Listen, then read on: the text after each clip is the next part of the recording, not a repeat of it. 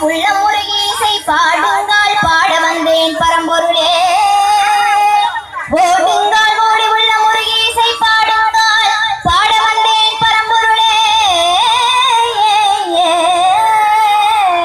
ஆடுங்கால் எடுத்து நடமிடுவாய் இறைவா உன் தமிழமுதை படித்த நான் பாடும்படி உன் தமிழமுதை படித்த நான் பாடும்படி